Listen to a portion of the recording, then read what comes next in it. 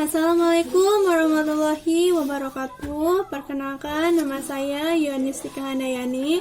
Di sini saya akan mempresentasikan mengenai tugas hukum ketenagakerjaan. Langsung saja pada pertanyaan yang pertama, yaitu jelaskan apa yang dimaksud dengan keselamatan dan juga kesehatan kerja dalam konsep hukum ketenagakerjaan, serta sebutkan dasar hukumnya. Jawabannya yaitu pengertian dari keselamatan dan juga kesehatan kerja itu yaitu adalah suatu kondisi dalam pekerjaan yang sehat dan aman, baik itu bagi pekerjaan perusahaan maupun bagi masyarakat dan lingkungan di sekitar pekerjaan.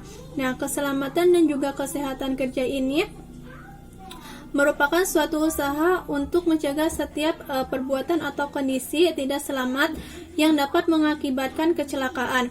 Nah, keselamatan dan juga kesehatan kerja ini diatur dalam pasal 86 ayat 1 huruf A Undang-Undang Republik Indonesia Nomor 13 Tahun 2003 tentang Ketenagakerjaan.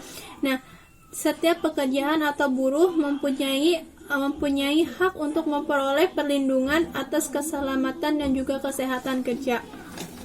Pertanyaan selanjutnya yaitu mengapa keselamatan dan juga kesehatan kerja bagi pekerja perlu diatur.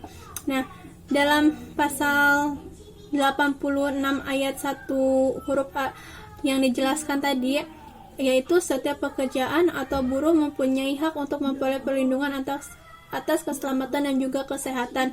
Nah, kenapa perlu diatur dalam undang-undang?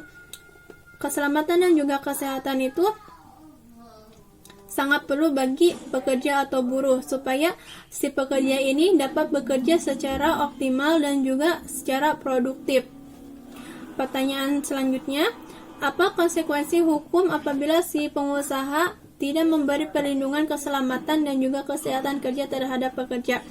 Kembali lagi pada Undang-Undang Nomor 13 Tahun 2003 tentang Ketenagakerjaan, apabila si pengusaha ini lalai dalam menjalankan keselamatan dan juga kesehatan, maka si pengusaha ini akan mendapatkan hukuman dengan ancaman pidana kurungan minimal paling lama minimal itu 1 tahun dan denda sebesar 15 juta rupiah bagi pengusaha yang lalai dalam memberikan perlindungan keselamatan dan juga kesehatan bagi pekerja.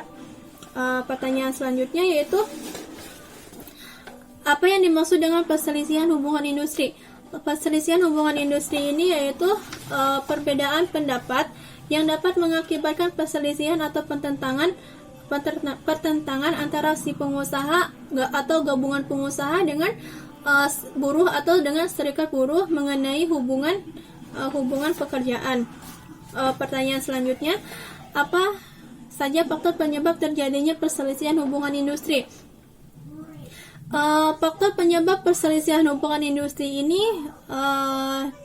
dibagi menjadi 4, yaitu pertama perselisihan hak.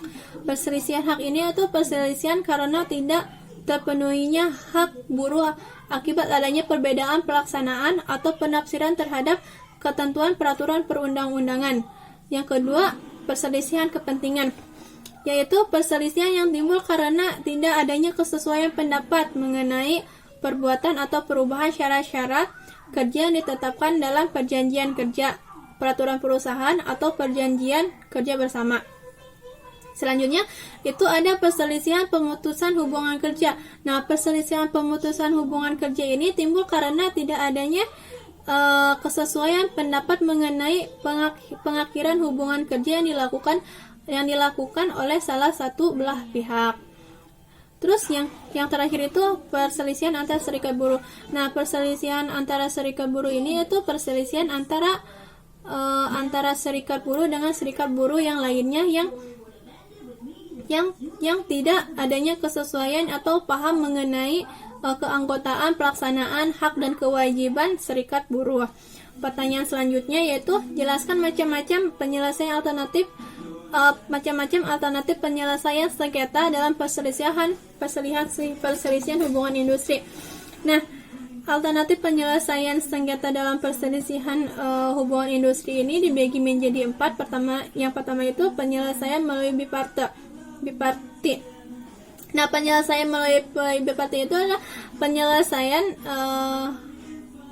yaitu penyelesaian yang dimana berada adalah perundingan antara pekerja, buruh atau serikat pekerja, serikat buruh dengan pengusaha untuk menyelesaikan perselisihan hubungan industri. Pasal 1 ayat 10 Undang-Undang Nomor 2 Tahun 2004 tentang penyelesaian perselisihan hubungan industri. Yang selanjutnya itu penyelesaian melalui mediasi. Nah, penyelesaian melalui mediasi ini yaitu perselisihan hak atau perselisihan kepentingan, perselisihan pemutusan hubungan kerja, dan perselisihan antara serikat pekerja atau serikat buruh hanya dalam satu perusahaan melalui musyawarah yang ditangani oleh seseorang atau lebih mediator yang netral. Pasal 1 ayat 2. Yang selanjutnya penyelesaian melalui konsiliasi. Nah, penyelesaian melalui konsiliasi ini yaitu penyelesaian perselisihan kepentingan, perselisihan pemutusan kerja, dan perselisihan antara serikat pekerja buruh hanya dalam satu perusahaan melalui musyawarah yang ditengahi oleh satu atau lebih konsiliator yang netral. Pasal 1 ayat 13. Yang terakhir, penyelesaian melalui arbitrase. Nah, penyelesaian melalui arbitrase ini yaitu penyelesaian yang sudah diatur menurut undang-undang, yaitu dapat menyelesaikan perselisihan melalui arbitrase meliputi perselisihan kepentingan atau perselisihan antara serikat pekerja dan majikan dalam suatu perusahaan. Selanjutnya, jelaskan definisi, fungsi, dan wewenang dalam pengadilan hubungan industri. Nah, definisi dari pengadilan hubungan industri ini adalah pengadilan khusus yang dibentuk di lingkungan pengadilan negeri yang berwenang memeriksa, mengakhiri, dan memberi keputusan terhadap perselisihan hubungan industri. Pasal 1 ayat 17. Terus apa sih tugas dan wewenang pengadilan hubungan industri? Itu bertugas dan berwenang memeriksa dan memutuskan. Pasal 56. Yang pertama itu di tingkat pertama yaitu perselisihan hak. Di tingkat pertama dan tingkat terakhir itu ada perselisihan kepentingan. Di tingkat pertama mengenai perselisihan pemutusan hubungan kerja. Yang terakhir itu di tingkat pertama dan terakhir mengenai perselisihan antara serikat pekerja buruh atau di dalam satu perusahaan. Pertanyaan selanjutnya yaitu mengapa pemerintah harus bertanggung jawab terhadap perlindungan tenaga kerja? Pemerintah itu memiliki tanggung jawab untuk memberikan perlindungan hukum kepada buruh yang dikirim ke luar negeri maupun di dalam negeri.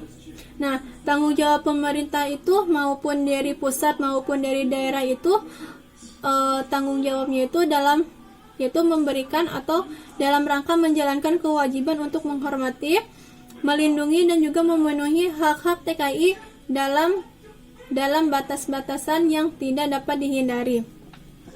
Contohnya tenaga kerja Indonesia ini terjerat kasus seperti kayak pembunuhan. Nah, disitulah pemerintah itu bertanggung jawab untuk dapat melindungi tenaga kerja Indonesia.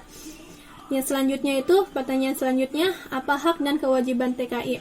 Nah, hak yang didapat oleh tenaga kerja Indonesia itu yaitu melakukan pekerjaan di luar negeri sesuai dengan perjanjian kerja, memperoleh informasi yang benar tentang program PT KIN, serta mendapatkan pelayanan dan juga perlakuan yang sama, memperoleh upah sesuai standar upah yang berlaku di negara tempat mereka bekerja, mendapatkan hak-hak lain sebagai diatur dalam perjanjian, serta memperoleh naskah perjanjian, serta kewajibannya yaitu menaati peraturan perundang-undangan baik di dalam negeri maupun di luar negeri, membayar biaya pelayanan penetapan tenaga kerja Indonesia di luar negeri, menaati pelaksanaan pekerjaan sesuai perjanjian kerja, melaporkan kedatangan, keberadaan serta kepulangan TKI kepada perwakilan Republik Indonesia.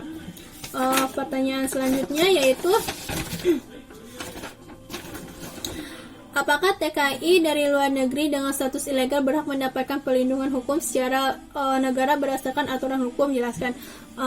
TKI dengan status ilegal itu berhak mendapatkan perlindungan hukum yang termasuk hak perlindungan saat tersangkut kasus hukum, kayak mereka itu melakukan suatu perbuatan yang benar-benar sudah melanggar sebuah perjanjian atau kontrak yang sudah ditandatangani oleh tenaga kerja Indonesia itu. Nah, dalam hal ini, tenaga kerja Indonesia legal maupun ilegal itu, warga negara mempunyai hak untuk mendapatkan perlindungan dan bantuan hukum sesuai dengan Undang-Undang Nomor 37 Tahun 1990 tentang hubungan luar negeri. Serta pertanyaan selanjutnya, jelaskan perbedaan pekerjaan migran dan juga bukan pekerja migran. Nah, pekerja migran itu diatur dalam Undang-Undang Nomor 18 Tahun 2017. Pekerja migran Indonesia adalah setiap warga negara Indonesia yang akan sedang atau telah melakukan pekerjaan dengan menerima upah di luar wilayah Republik Indonesia. Terus pengertian bukan pekerja migran itu yaitu warga negara Indonesia yang dikirim atau dipekerjakan oleh badan-badan internasional atau oleh negara di wilayahnya untuk menjalankan tugas resmi, belajar atau peserta latihan di wilayah luar negeri. Warga negara Indonesia, pengungsi atau mencari suaka dan penanam modal atau inspektor tidak termasuk sebagai pekerja migran di Indonesia. Terus pertanyaan selanjutnya, apa saja hak dan kewajiban pekerja migran? Nah, hak pekerja migran itu mendapatkan pekerjaan di luar negeri dan memilih pekerjaan sesuai dengan kompetensinya. Selanjutnya, memperoleh akses peningkatan kapasitas diri melalui pendidikan dan juga pelatihan kerja. Selanjutnya, menjalankan ibadah sesuai dengan agama dan keyakinan yang dianut. Terus, kewajiban itu menaati peraturan perundang-undangan baik di dalam maupun di negara tujuan, menghormati adat istiadat atau kebiasaan yang berlaku di negara tujuan, menaati dan melaksanakan pekerjaan sesuai dengan perjanjian hak, perjanjian kerja. Yang terakhir itu melaporkan kedatangan, keberadaan dan kepulangan pekerja negara Indonesia kepada perwakilan Republik Indonesia di negara tujuan mereka bertempat atau bekerja. Selanjutnya, apa saja sih syarat-syarat yang membenarkan pemutusan kerja antara pengusaha dan pekerja dalam hukum internasional? Nah, syarat-syarat cara pemutusan hubungan kerja yang dilakukan oleh perusahaannya pertama itu yaitu pengunduran diri secara baik-baik atas kemauan sendiri. Pekerja melakukan kesalahan berat terhadap perusahaan, contohnya seperti korupsi atau apalah gitu. Yang terakhir, perusahaan mengalami kerugian yaitu bangkrut. Yang terakhir itu si pekerja ini meninggal dunia. Pertanyaan selanjutnya, apa saja hak pekerja yang dipilih di PHK oleh perusahaan? Nah, hak pekerja yang mengalami PHK, maka si pekerja ini akan mendapatkan berhak atas uang pesangon atau yang selanjutnya uang penghargaan masa kerja, selanjutnya uang pengganti hak. Terus, pertanyaan selanjutnya, apakah tenaga kerja asing diperbolehkan bekerja di Indonesia menurut peraturan perundang-undangan? Tenaga kerja asing itu boleh bekerja di Indonesia menurut keputusan Presiden nomor 75 tahun 1990 tentang penggunaan tenaga kerja warga negara asing, yaitu tenaga kerja asing yang memiliki visa, tempat tinggal terbatas atau izin tinggal terbatas, maka berhak untuk bekerja di negara Republik Indonesia.